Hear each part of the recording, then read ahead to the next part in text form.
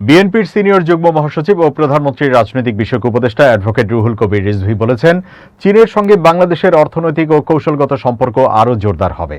তার মতে প্রধানমন্ত্রী তারেক রহমানের চলমান চীন সফর এক্ষেত্রে গুরুত্বপূর্ণ ভূমিকা রাখবে। বৃহস্পতিবার রাজধানীর নয়াপল্টনে বিএনপির কেন্দ্রীয় কার্যালয়ে এক সংবাদ সম্মেলনে এসব কথা বলেন রিজভী বলেন, চীনের শিল্প, অবকাঠামো ও সেবা খাতে বড় ধরনের বিনিয়োগ রয়েছে এবং দুই দেশের দ্বিপক্ষীয় বাণিজ্যের পরিমাণ প্রায় $18 বিলিয়ন মতো। প্রধানমন্ত্রী তারেক রহমানের সফরের মাধ্যমেই দুই দেশের অর্থনৈতিক ও কৌশলগত সম্পর্ক আরও শক্তিশালী হবে। রিজভী বলেন, চীনে অনুষ্ঠিত ওয়ার্ল্ড ইকোনমিক ফোরামের সম্মেলনে বিশ্ব নেতারা যে বক্তব্য দিয়েছেন সেখানে বাংলাদেশের প্রধানমন্ত্রী জনাব তারেক রহমানের অভিজ্ঞতা ও উদ্যোগের প্রশংসা করেছেন। বিশেষ করে জলবায়ু পরিবর্তন মোকাবেলায় তাঁর বক্তব্য এবং এক্ষেত্রে বাংলাদেশের উদ্যোগের প্রশংসা করেছেন বিশ্ব নেতারা। তিনি বলেন, নবায়নযোগ্য জ্বালানি, বিশেষ করে সৌর বিদ্যুতের ওপর কর সুবিধা প্রদান জলবায়ু পরিবর্তন মোকাবেলায় বড় উদ্যোগ।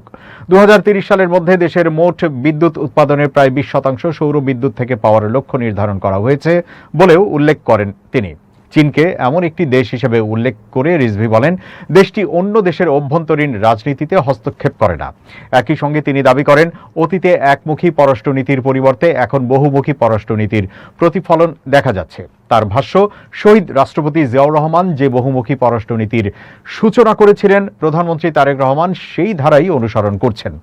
রিজভী বলেন, বাংলাদেশের স্বাধীনতা ও সার্বভৌমত্ব অটুট রেখে স্বাধীন পররাষ্ট্রনীতি বাস্তবায়নের যে নীতি গ্রহণ করা হয়েছে, বর্তমান কূটনৈতিক কার্যক্রমে তারই প্রতিফলন দেখা যাচ্ছে। তিনি মনে করেন, এই সফর বাংলাদেশের অর্থনৈতিক উন্নয়নে গুরুত্বপূর্ণ অবদান রাখবে এবং চীনের সঙ্গে দীর্ঘদিনের বন্ধুত্বপূর্ণ সম্পর্ক আরও জোরদার করবে। সংবাদ সম্মেলনে দেশের অভ্যন্তরীণ অর্থনৈতিক বিষয় নিয়েও কথা বলেন বিএনপির এই নেতা। তিনি বলেন, এমন পদক্ষেপ গ্রহণ করতে হবে যাতে সাধারণ, গরিব ও নিম্ন আয়ের মানুষের ভরণ পোষণ নিশ্চিত হয়। সংবাদ সম্মেলনে তিনি পার্শ্ববর্তী দেশে আশ্রয় নেওয়া সাবেক প্রধানমন্ত্রী শেখ হাসিনা ও আওয়ামী লীগের প্রসঙ্গ তোলেন। রিজভী বলেন, কলকাতায় অবিভক্ত বাংলার শেষ প্রধানমন্ত্রী ও বাংলাদেশের জাতীয় নেতা হোসেন শহীদ সোহরাওয়ার্দীর নামে একটি সড়ক ছিল, সেই নাম পরিবর্তন করা হয়েছে বলে তিনি দাবি করেন।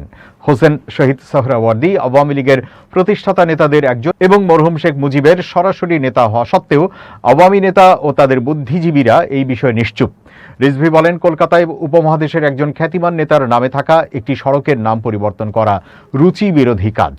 তিনি বলেন, বাংলাদেশে ভারতের বিভিন্ন নেতার নামে প্রতিষ্ঠানের নাম এখনও বহাল রয়েছে এবং বাংলাদেশ এক্ষেত্রে শিষ্টাচারের পরিচয় দিয়েছে।